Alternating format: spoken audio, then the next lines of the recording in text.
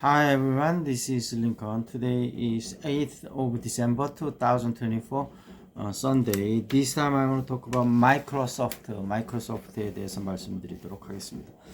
마이크로소프트가 지금 3개월치 주가 흐름을 봐도 조금 오름세입니다. 410불에서 445불까지 좀 올랐고요.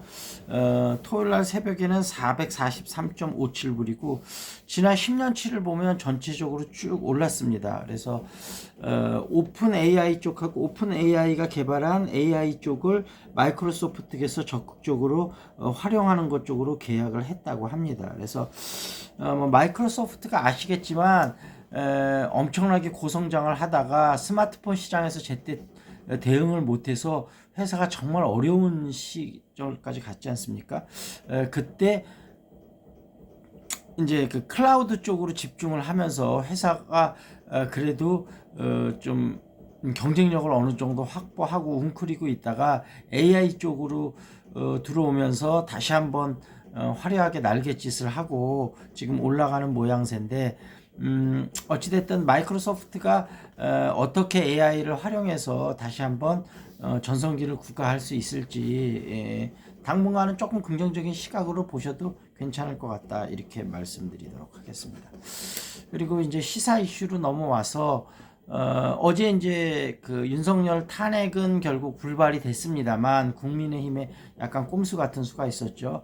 오늘 아침 조금 전 뉴스가 이제 김용현 전 국방부 장관이 검찰에 새벽 1시 좀 넘어서 자진 출두를 해서 지금 조사를 받고 있다고 하고 아마 조사 상황에 따라서 긴급 체포될 가능성도 있다 이렇게 하고 내란죄가 가장 큰 죄고 그 다음에 또 여러 가지 기타 죄들이 있겠죠. 그리고 지금 국회에 출동한 인원이 700명이 넘는 것으로 군인들이요 알려지면서 국회 장악 의도가 명백하고 윤석열도 탄핵은 안 됐지만 내란죄는 그 대통령 직위를 갖고 있어도 조사를 받을 수밖에 없거든요. 그래서 아마 김용현이 끝난 다음에 윤석열도 어떤 형태로든지 조사를 해야 될 것 같습니다. 그래서 그런 직접 지시 내리고 본인이 직접 챙기고 병력을 챙기고 벙커까지 나타났던 그런 정황들이 나오고 있기 때문에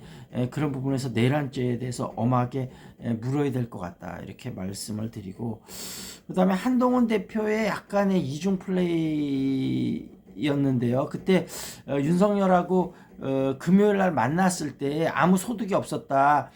바로 직무 정지를 계속 유지하겠다 이렇게 말을 했는데 실제 거기서 어떤 타협이 있었던 것으로 지금 보니까 보입니다. 그래서 그 다음날 또 국무총리를 만나지 않습니까? 한덕수를 만나면서 당을 중심으로 해갖고 운영하겠다 이런 것들이 읽히고 그 다음에 오전에 이제 성명을 하면서 우리 당의 모든 것을 일임하겠다. 이거는 말이 안 되는 게 국정을 농단해서 본인이 내란죄가 되면 국회에다 맡겨야 되는 거지 우리 당 국민의힘에다 맡겨야 되는 게 아닙니다. 그래서 거기에서부터 지금 핀트가 어긋났고 국민의힘에서 자당의 이익만을 위해서 국가의 헌법 질서를 문란하게 된 이런 거를 그렇게 또 해서 뭐 한동훈이 나와서 질서 있게 퇴진할 수 있도록 하고 유지를 하겠다고 하는데 국회가 나서서 중심을 잡고 해야 될 일이지 한동훈 본인이 해야 될 거가 아니거든요. 왜냐하면 지금 윤석열한테 탈당을 요구하지 않았습니까? 그러면 탈당이 된다면 그러면 대통령이 있음으로써 여당이 되는 건데 대통령하고 분리가 된다면 이제 국민의힘은 여당이 아닙니다. 그래서 국회의원의 하나의 정당으로서 민주당하고 협치를 해야 되는데 말은 민주당하고 협치를 한다고 하는데 지금까지 전혀 협치를 안 하고 있는데 갑자기 협치를 한다는 게 말이 안 되지 않습니까? 그래서 내가 볼 때는 협치를 안 할 것으로 보고 결국은 윤석열하고 한동훈의 또 세력 싸움이 될 텐데 여러 가지 면으로 볼 때 한동훈이 밀릴 수밖에 없거든요. 의원에서도 밀리고 여러 가지 힘에서도 밀리고 그러면 모든 것을 국민의힘에 맡기겠다고 했는데 실제는 그렇게 되지 않을 일이 높을 것 같습니다.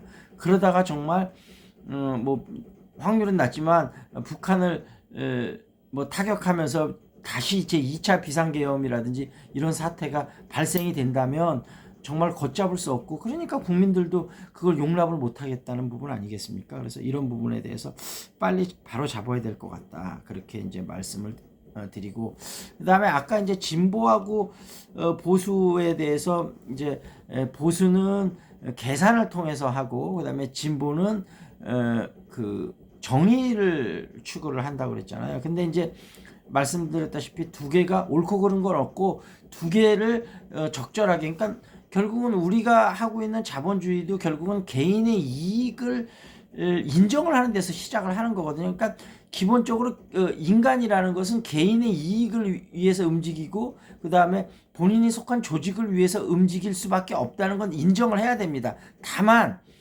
본인이 속한 조직보다 더 큰 조직에 더 큰 거를 정당성을 위해서는 나한테 당장 손해가 되더라도 할 수 있는 그런 정당성도 갖고 있어야 되는데 그런 마인드가 전혀 없다면 공적 마인드가 전혀 없는 거죠. 그러니까 본인의 사익을 추구를 하면서도 그게 공적인 부분에서 배치가 안 되는 범위 내에서 추진을 해야지 공적인 범위에 배치가 되면서까지도 만약에 본인의 사익을 추구한다면 그건 바로 이제 헌법을 위반하게 되고 법질서를 위반하게 되는 거고 사회가 구렁텅이에 빠지게 되는 부분입니다. 그래서 다만 우리가 예전에 이런 경우를 한번 생각을 해보면 노무현 정부 때 강남 집값이 많이 올라가지 않았습니까? 그래서 그 당시에 강남 집값이 비상식적으로 높으니까 그러면은 재건축을 허락을 안 하고 공급을 안 해버리면 잡히지 않을까 그랬는데 강남의 교육 수요나 여러 가지 수요 때문에 가고자 하는 수요는 있고 공급은 없으니까 집값이 그렇게 뛰지 않았습니까? 그래서 이 가격을 잡는 거는 수요와 공급의 원리에 의해서 잡아야지 무조건 세금이나 다른 기타 부분을 억누른다고 해서 잡을 수 있는 부분이 아닙니다. 그러니까 개인이 강남으로 가고자 하는 욕망을 이해를 못한 거죠. 그러니까 진보의 좀 아픔은 뭐냐면 개인의 그런 적절한 욕망을 이해를 못하는 데서 시작을 하는 겁니다. 그래서 이번에 저번에 이제 윤석열이 대통령 당선될 때도 문재인 때 집값이 그때 문재인 때 갑자기 많이 올라지 않았습니까? 노무현 때하고 비슷한 상황이죠.